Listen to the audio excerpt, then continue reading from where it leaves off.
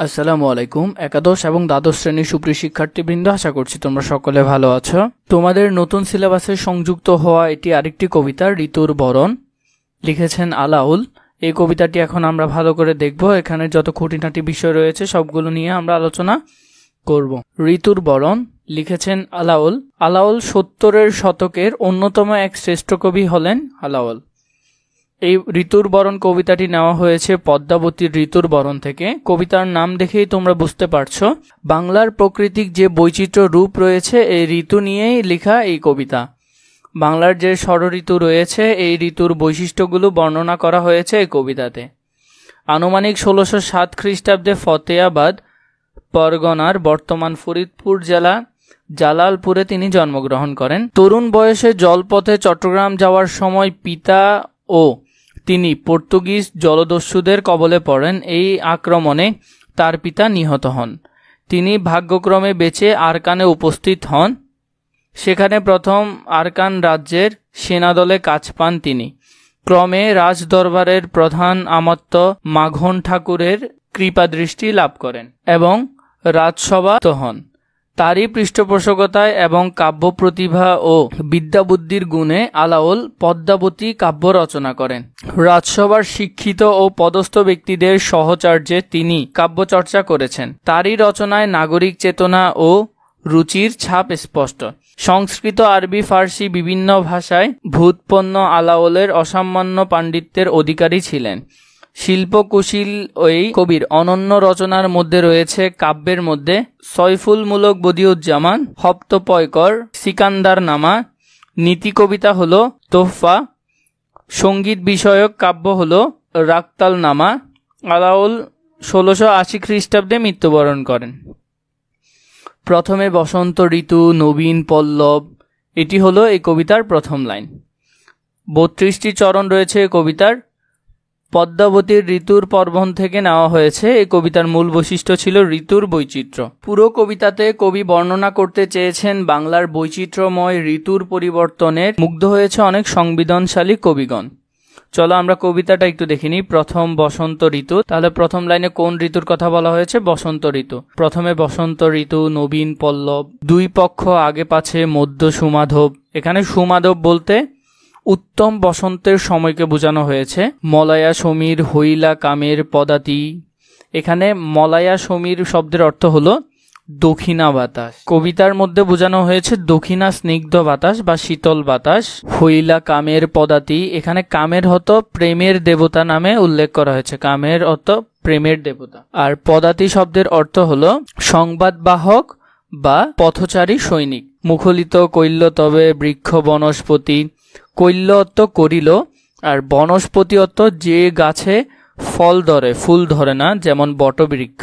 কুসুমিত কিংসুক সগন বনলাল। এখানে কিংসুক শব্দের অর্থ হলো যে পলাশ ফুলের কথা বলা হয়েছে। পুষ্পরিত সুরঙ্গ মল্লী লবঙ্গ গুলাল।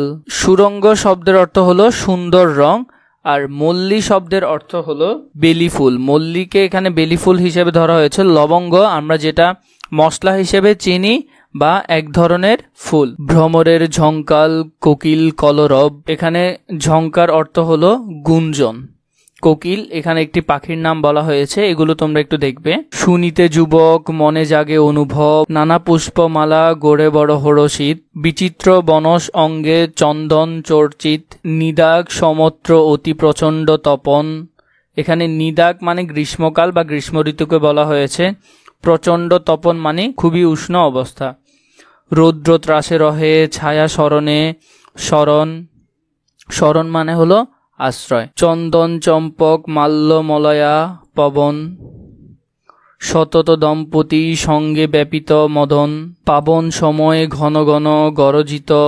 এখানে পাবন সময় ঘন ঘন গরজিত মানে বৃষ্টি আসার সময়টাকে বোঝানো হয়েছে বা ভারী বর্ষণ। নির্ভয়ে বরিশে জল চৌদিকে পূরণিত, মানে চারদিকে ভরা ভরা, মানে অনেক বেশি পরিমাণ জল বর্ষিত হচ্ছে। বরিশে মানে বর্ষিত হচ্ছে বা অজস্র ধারায় বৃষ্টি হচ্ছে এমন।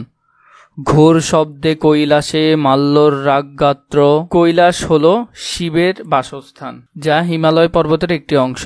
মল্লার শব্দের অর্থ হলো সঙ্গীতের একটি রাগ বা যেটি রাত্রির দ্বিতীয় প্রহরে গাওয়া হয়। দাদুরি শিখিনী রব অতি মনোভ্রাত, এখানে দাদুরি অর্থ মেয়ে ব্যাং বা মাদি ব্যাং বলা হয়।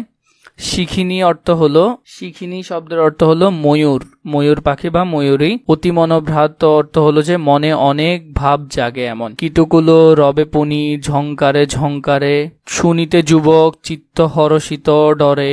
আইল সরাদ ঋতু নির্মল আকাশে, দোলাত্র চামর কেশকুসুম বিকাশে।